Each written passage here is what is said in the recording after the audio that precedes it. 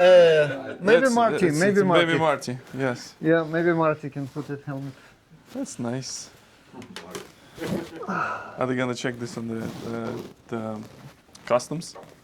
What? The helmet. The helmet? Yeah. Yeah.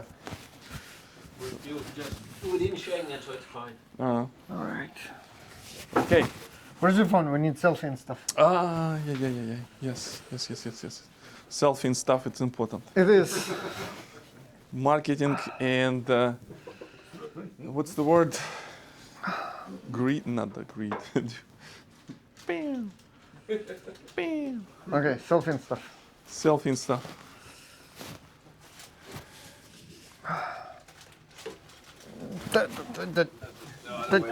Other way around. Yes. Hey, Marcus, how are you in the picture?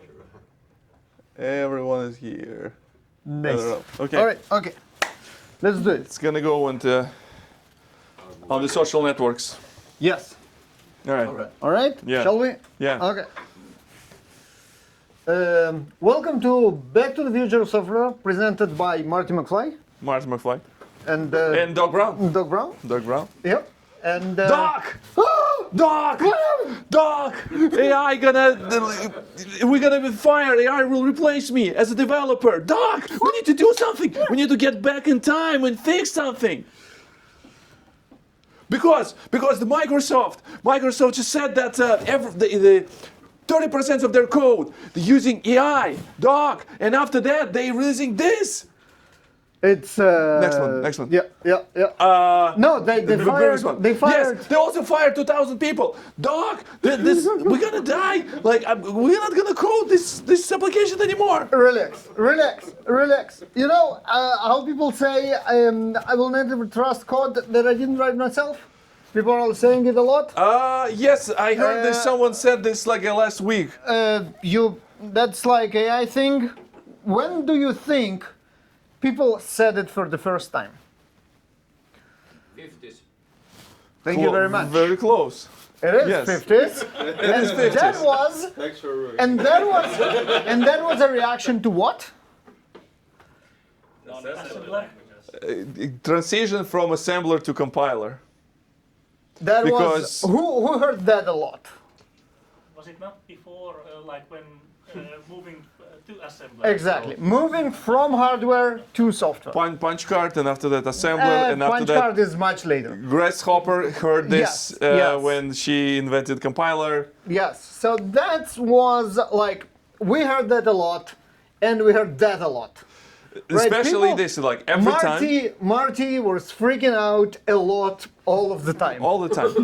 And there's not only Martys, there's always will be people who will be panicking about this because of their internal insecurities and stuff like that. But, Doc, what are we going to do with this? This that's happens interesting. a lot. Okay. It happened in the 70s.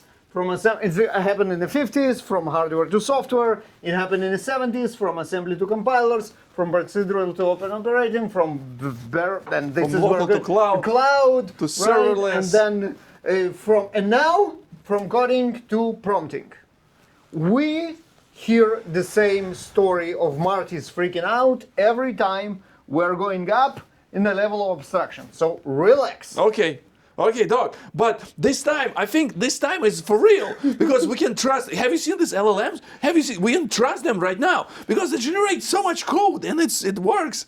And can we real this? And it's a crappy quality. And you're absolutely right. And like look at even the slide is wrong, and it obviously was generated. Yeah. So this time it's for real. But another problem. Why it's for real? It's for real because Why? Because LLMs are non-deterministic. They are stochastic systems which are by definition for the same prompt will do what every time? different things. Will get us different results. Oh, Yes. Just set down the temperature to 0. And then In it this probably case, it won't will do be- anything, right? And then it Or won't go do up anything. and will be like hallucinating all the time. So you will No, not that's get. one. Zero One, yes. just won't do anything. Yeah. Now, the problem is that code that sometimes compiles and sometimes doesn't compile, it's not a bug. It's a feature. Yeah. With LLMs, right? That's Yeah. the entire idea. And also different languages that have a compilation and don't have a compilation. It reminds me of this. You know the theorem. If you give an infinite number of typewriters to an infinite number of monkeys, in infinite time they will produce the entire body of works of Shakespeare. Or any your favorite literature author. Have you heard this before? Right. Now, And this time, we just gave them GPUs. instead of typewriters. Well, they are skewed to produce Shakespeare more times than not, but it's still a lot of randomness. Sometimes it is Shakespeare. Yes. Sometimes it's look like Shakespeare but not. Sometimes It's absolutely not. Shakespeare-ish. Okay, Shakespeare-ish. inspired. Yes. Yes. Inspired by Shakespeare. Yeah. So, So- let's talk about what we can do with it. So in case you didn't notice, this is not Marty McFly. This is actually Victor Gamov. And this is not Doc Brown, this is actually Baruch Leonid. And I'm a member of DevRel staff at Tessel. We're going to talk a little bit about what we are doing and how it's related. And I'm a principal developer at Confluent. We do all things with Apache Kafka, and we're not going to talk about this today. And he's just loving the Next time. AI stuff. Yes, next time. Yeah. Java Jam is not really related. We just love to brag about that. I think it's The cool. most important slide of this presentation, this. If you go to speaker.jbaruch, you will find there like an amazing vibe-coded page that has all the slides. The video that Vic claims that he's recording. Yep, I'm just checking The thing is, he's like an LLM. He sometimes record and sometimes record half of it. Sometimes and maybe good, sometimes maybe shit. And sometimes he just said that he recorded it but didn't do anything. Yeah, Very it happens a LLM-like. lot. It happens a lot. Very You're LLM-like. absolutely right. Yes. And all the links to everything that we're going to talk about is right there. It's in the bottom of every slide, and it's right there. Speaking.jbaruch. Anyway, praise us on Social media, yes. And intent integrity chain is a very important hashtag that we are trying to get trended. It's almost there with your like 5 tweets. It's going to be number 1. Yes. Okay, so Marty, you're right. Doc, but You're AI absolutely generated right. code, it It's generates not so great. much. It's not great. It's not great. Why? August 20, 3 months ago, one of the most interesting researchers in code quality. Now, you know how all those models compete with each other? And like Codex, like, oh, we have the best OpenAI, we have the best model, like whatever it is for coding. Yeah, And then, GPT. Anthropic is, hey, our next Claude, whatever Opus is the best for coding. And then Max like, whatever. Yeah. And they all compete with each other. Yes. And they have like, we have the best quality. You know who really checks code quality? Those guys, Sonar. Okay. Now, Sonar have a product that assesses code quality. So what they did is like, okay, let's see who really got the goods. Yeah. So basically what's written here is there is absolutely no relation between all those benchmarks and the code quality of the models. Remember this joke about the typographer who can type like 1,000 symbols in a minute, but it's always crap because And she's now just like types like this. How do you manage to type so fast? Hey, it's all crap. Yes. So that's So that. there's no relation between the quality of the code and the quality what this particular model will produce with how it's like really production code, or it's like related to things that you have in your organization. The study found no direct correlation at all between models' functional performance by their like tests and the overall quality and security of generated code. This is horrible. It is. This is horrible. And on top of that, it's also dangerous. So another startup called the API Arrow, I don't know how to pronounce it correctly, they do security of APIs. And they did the research and they found a very interesting trend. Like red is API missing input validation, which is not nice, but yellow is API missing authorization entirely. And this is the beginning of a hockey stick, and obviously goes up as AI generates more and more AI endpoints. Many of you probably see all this kind of like screenshots of the internet when the people have this API code embedded in their JavaScript, and obviously Clawbot is now like through the roof, right? Through the roof, with all that. We know that. So yeah, not fun. We're going to talk about API authorization scenario in a little second. bit, yes. Yeah, yeah. All right. So what's the output of all that? Well, we don't trust AI. This is a very funny thing. I'm in this 3.1%. I Highly trust it. trust. Yes. Dash YOLO. not YOLO. What is it? Allow dangerously dangerously skip permissions. Yeah. Yeah. Do That's whatever. us. Yes. Yeah. So yeah, no. I mean, obviously, Stack Overflow. Those folks, the 5 people that are still there, are a little biased. They kind of hurt by AI, so they don't love it much. But generally, I think that kind of correlates Somehow with everything. distrust and highly distrust. But these numbers, we need to check these numbers in a couple months. How this thing will gonna change? It's not gonna improve a lot in any foreseeable future because we just spoke about why. Yeah. So anyway, another proof that we don't trust AI from another source, which is not Stack Overflow. This is Kodo, a startup that does quality assurance related AI product. And they also say the same, right? So hallucination frequency from low to high and confidence to ship AI generated code from low to high. Well, we are all here. We think we know that the model hallucinates a lot, and we don't trust it. Only 3.8%, by the way, look at this beauty, right? Those people who highly trust, they also believe that there are no hallucinations, and they are also very high in shipping it to production. 3%.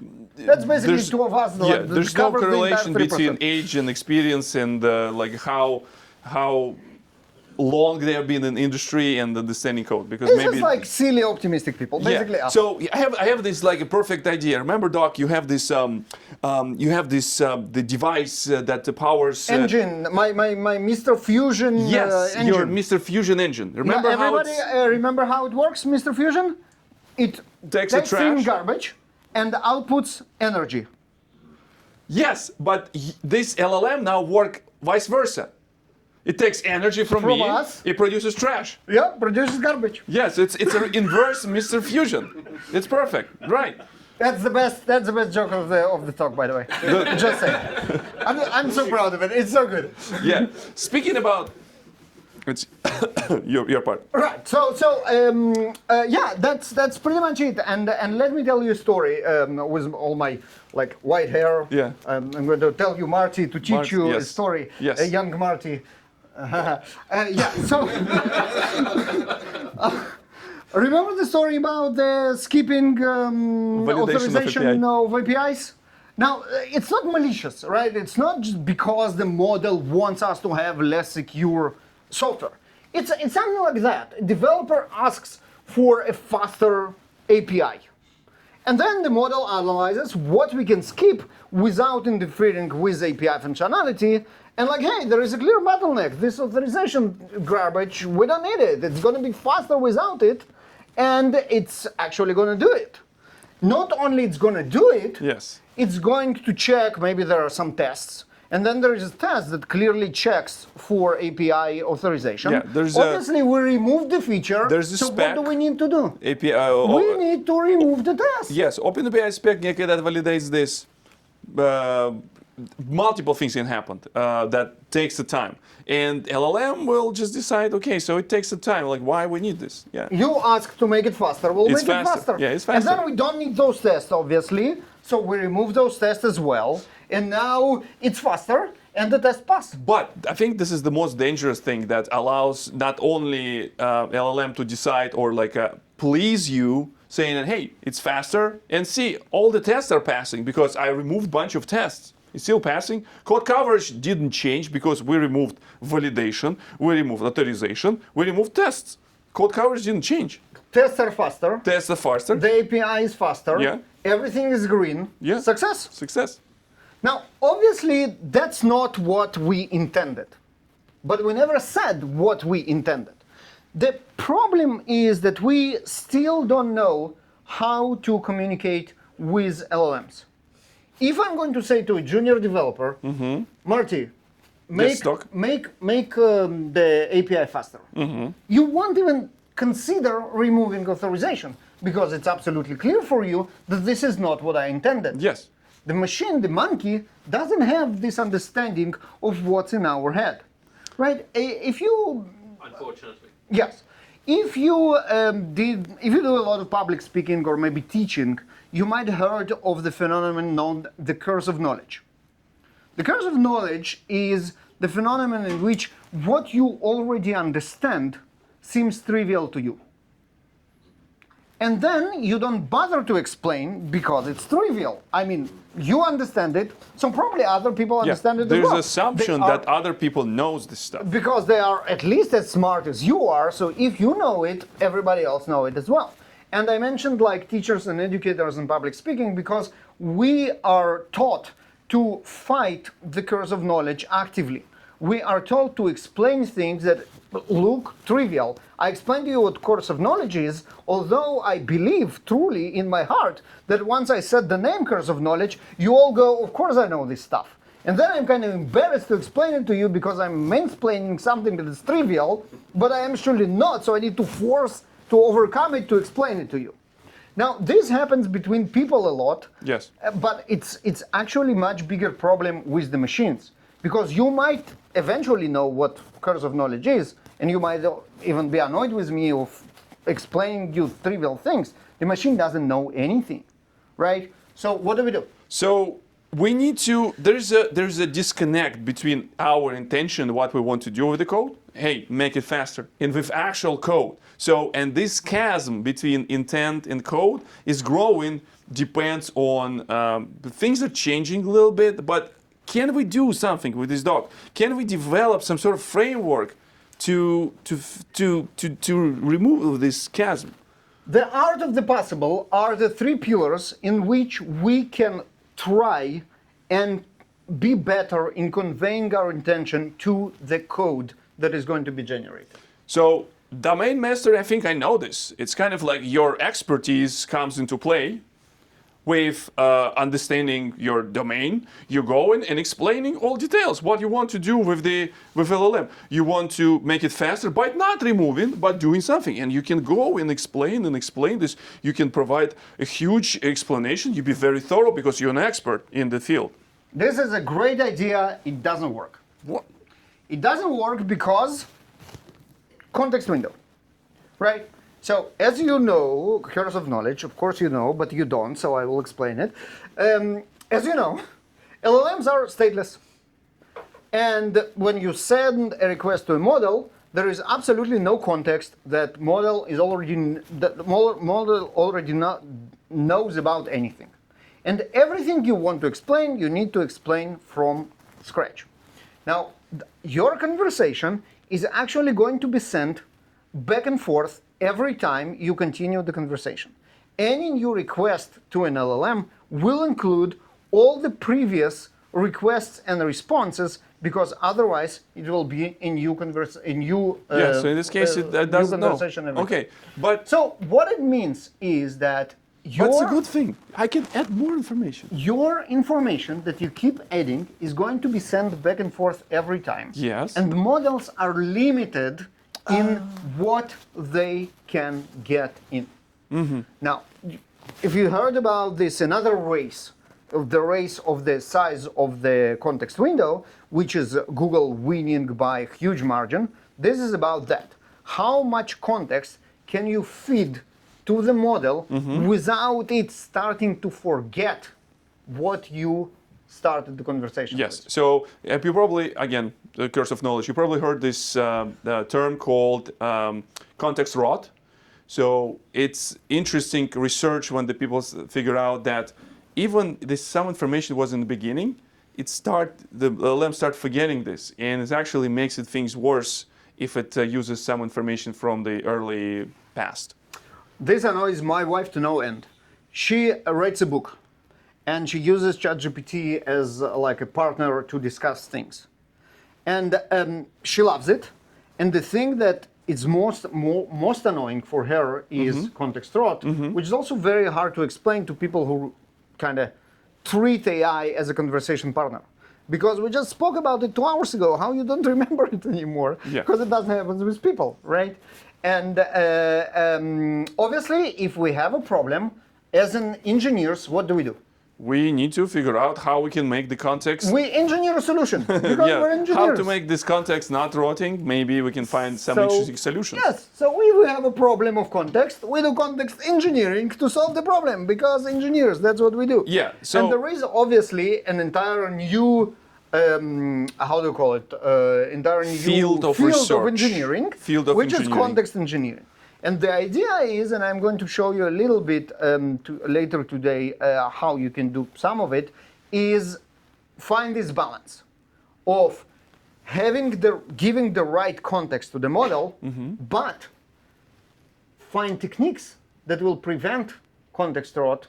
Maybe do it just in time. Maybe do it lazily. Maybe do it by chunks. And depends on the context. Maybe if it's a Java files, one thing. If it's JavaScript files, it's another thing. Pull, push, lazy, eager, all the fun engineering stuff is now put into context engineering, and it's a fascinating field. Okay. Now, purposeful guardrails. This is something how we can protect ourselves, right? And I think this is how we were doing this stuff for all the times before even LLMs.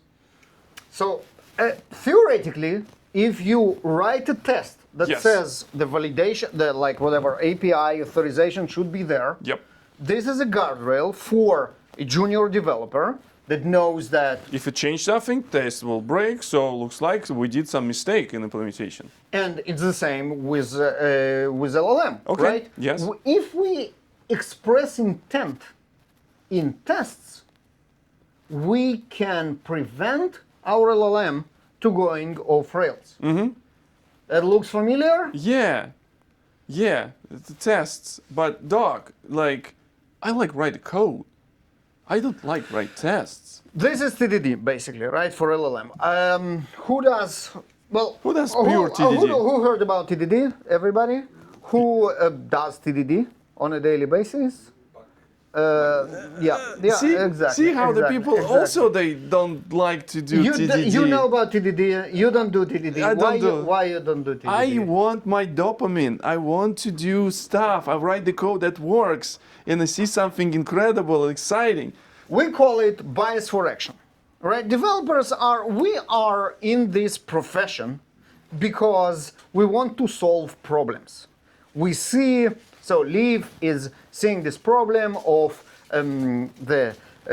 what it's called, the poll not being updated in a conversational manner, and he comes up with the solution of doing the what's it called, the signals, and then he goes and what does he do? He implements the freaking signals. Did you write a test? Yes. After. Yes. Because you want to see the freaking signals work. You don't want to write tests now and then maybe next week I will do it. You now want to see the signals. So you go and you write the signals. And this is why, one of the reasons why DDD is not picking up. There are different types of humans, and some people know how... So they need tests. Yes. No. Some people actually better than all of us and can defer a gratification. But also they understand like the kids with the marshmallow test. And curse of knowledge, everybody know what I'm talking about? All right. So some people know how to defer gratification, not us. Yeah. And those people are saying, you know what, I'm going to write a test and it's going to be red. And then when I'm going to implement it and it's going to be green, it's going to be even more rewarding. We can't. Yeah. I'll take the marshmallow right now and I'll see how the code.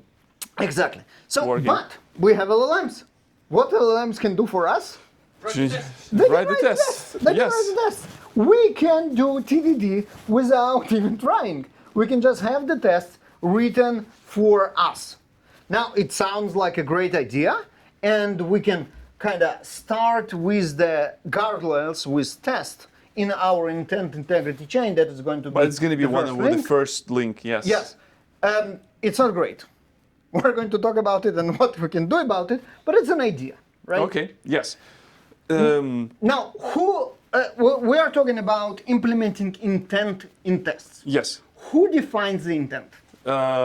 people who understand, like these people who understand the domain. They might be expert, they're researchers, they are product managers, they analysts, Business people. business the people. Board. Yeah, the board. They don't know shit. Bored people.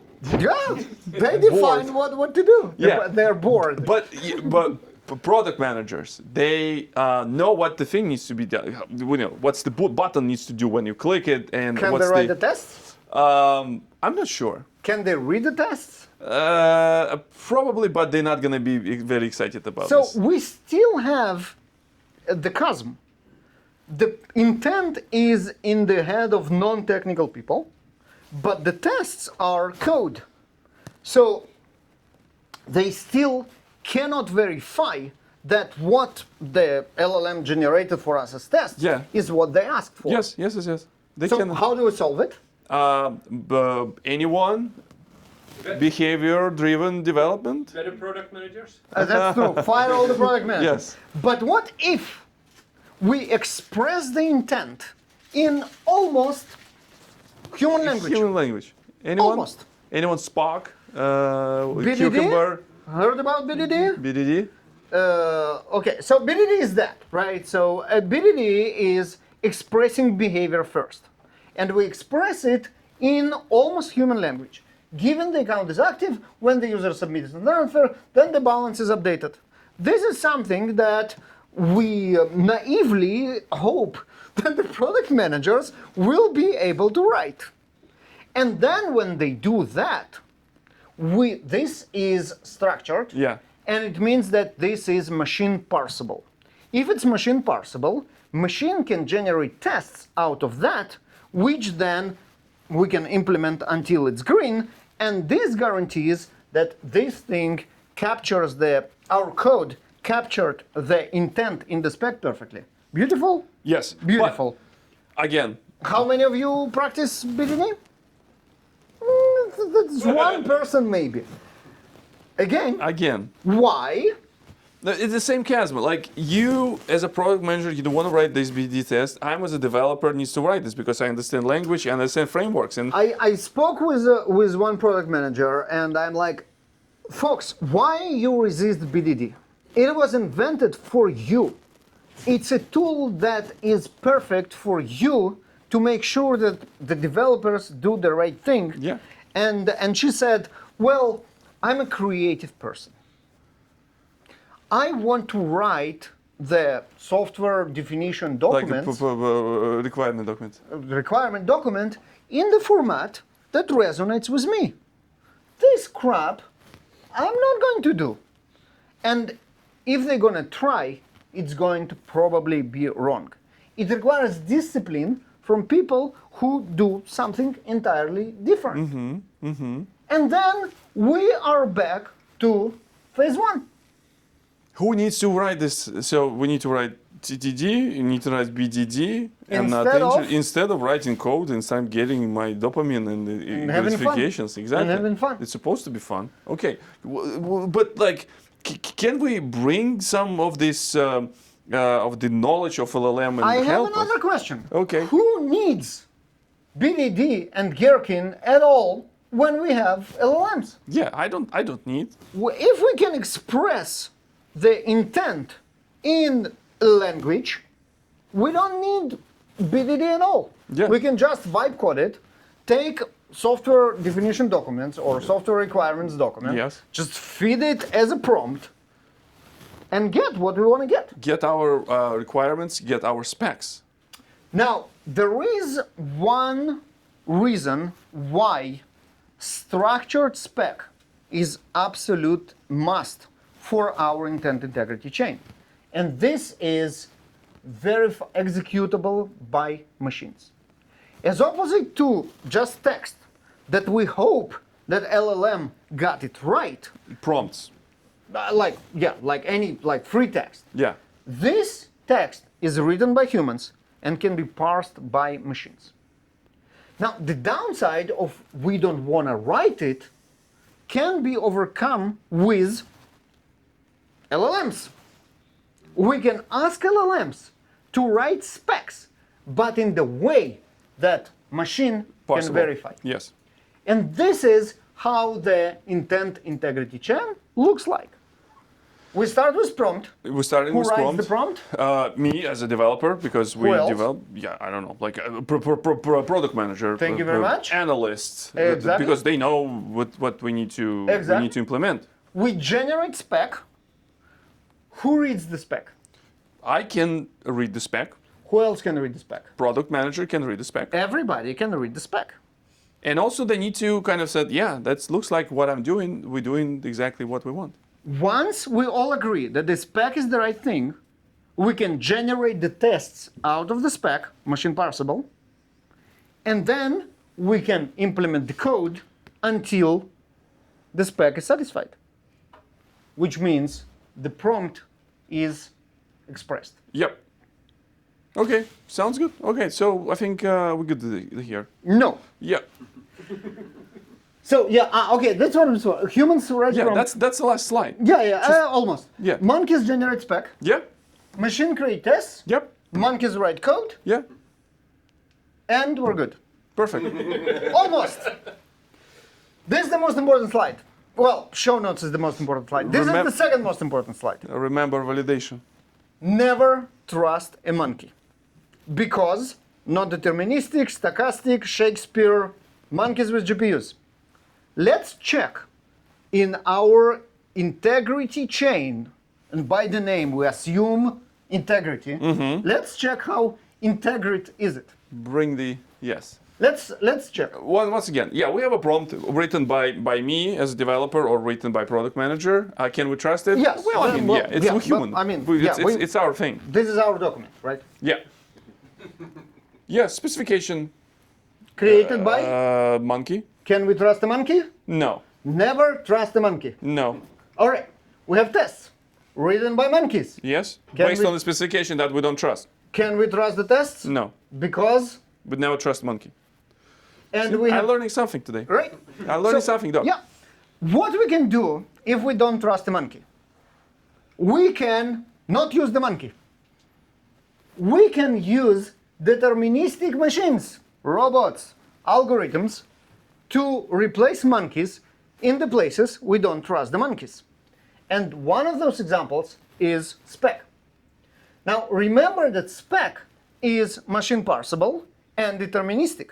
It means that we can use algorithms, The code deterministic generator, algorithms, some scripts based on some methodology that we're using that generates cucumber, Gherkin, all these kind of things. to actually generate tests that we can trust because no monkeys. Nice?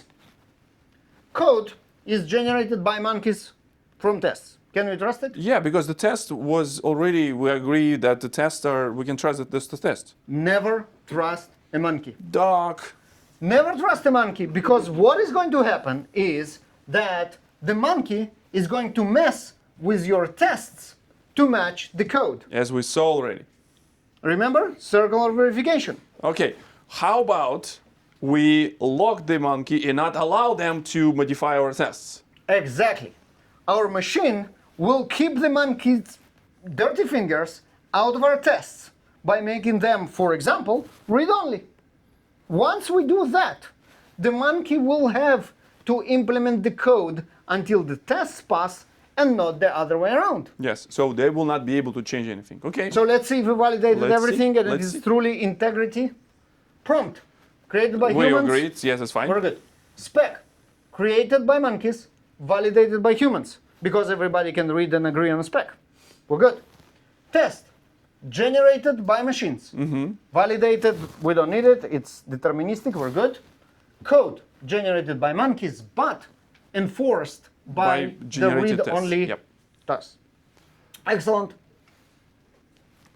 Shared understanding is now executable. This is the most important effect of the intent integrity chain. We had intent in our minds shared with In a form of product spec? and everybody In the form of spec, in a form of prompt. even prompt. Because product managers don't write specs, they write software requirement yes, documents. They write the software requirement documents.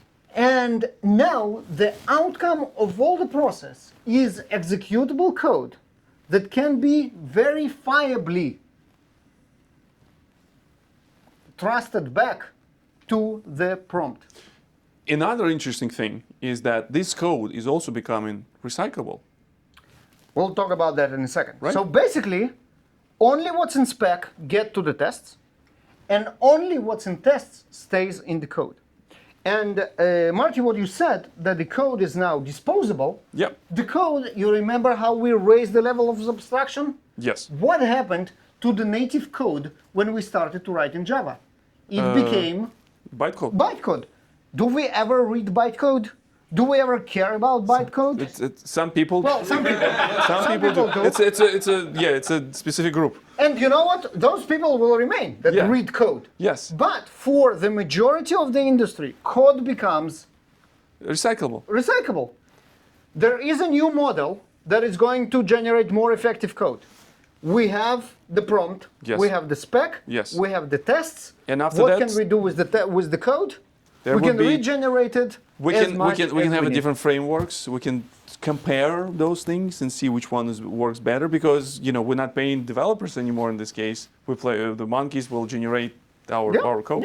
Yeah. So this is the guarantee that what is going to happen here All right. is exactly what was there. And we're done here. So thank you so much for coming. Another cautionary tale for you, Marty. I thought we were already here. We're almost out of here. Almost. We need 10 minutes. Maybe less, maybe 5.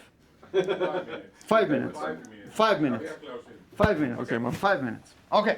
Another cautionary tale. We're going to move fast now. Yeah.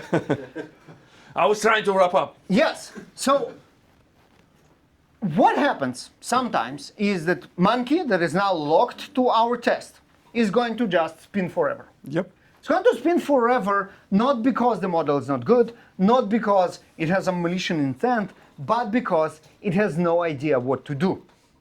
Examples of those situations are, and we have a slide here for Josh that is now sleeping, Spring Boot 4. The monkey has no idea what to do with Spring Boot 4 because it's completely new. There are new features, there are breaking features. Yeah. The monkey is completely lost. Shelly Cloud API version 1. I don't know what happened to 1. Now, this is also a very particular example from our talk tomorrow. Another presentation tomorrow. If you don't have anything better to do tomorrow after you sleep a little bit, come to our talk at 2:30. We're going to show you monkey that spins over an obscure API that no one knows about. And also we'll be using Spring Boot, hopefully. Hopefully. Yes. Or something that nothing can solve is corporate closed-source libraries.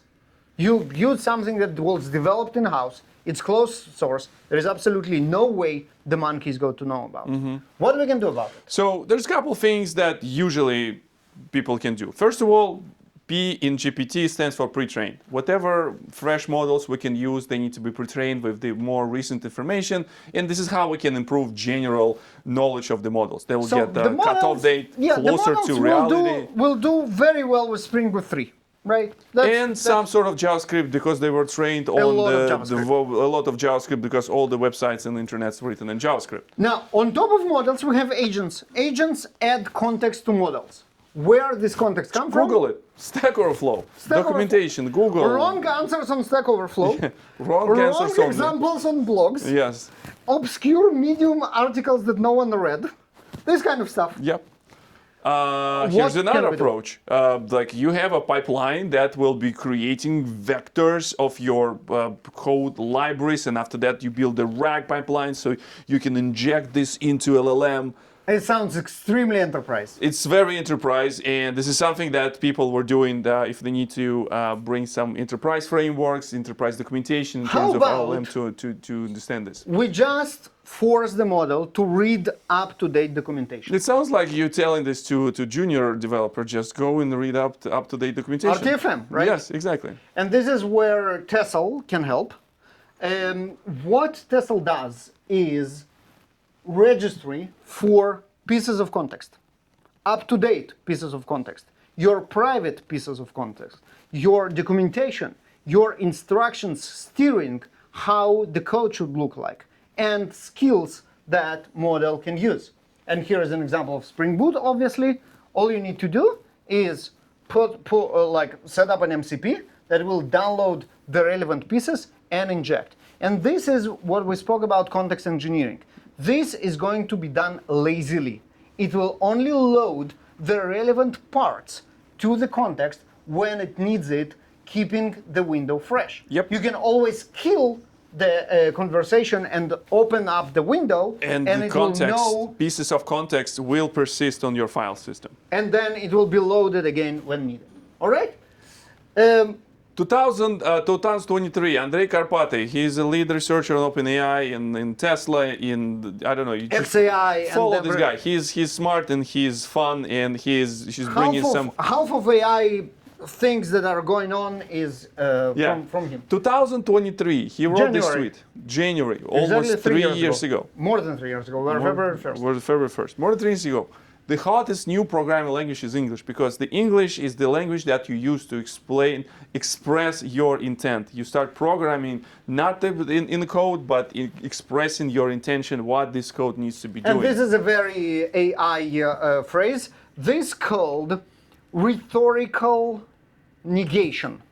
It's not X, it's Y that we hate so much. There is a name for it. Rhetorical negation. Rhetorical negation. This is not about prompting, it's about alignment. Have you seen some type of formulation in the internet? Yeah, This no, is how people we can know that. swap the AI slop in the writing. A rhetorical It's negation. not, it's something. It's So- not X, it's Y. Yeah. But if you want to teach it not to do it, this is how it's called. Don't use a rhetorical negation will prevent this. Sometimes. Okay, so what we align? The prompt, the spec, the test, and the code, all aligned back to build this chain. Yeah. Every abstraction leap starts with panic, So now panicking, okay, I'm not panicking anymore. I and now ending understand with this. progress. Shared understanding is now executable. The code that we get is exactly the prompt that we asked. And intent integrity matters more than ever because we are going to stop reading code. IDE is And dead. writing code. Yes. IDE is dead. Okay, I see you saying this, Doc. Okay, I understand this. And we need to get out of here. So Yes. thank you, Baruch on the internet, Victor, Gamusa on the internet. The hashtag that's going to be trending by tomorrow morning, I'm going to check. You're all on notice in the integrity chain. And speaking to Baruch for the slides, the video that I will upload tonight on the marvelous Wi-Fi that we have here, the links, Links, most everything important is links there. as well. Yep. Yes. Thank you. Thank you. Thank you.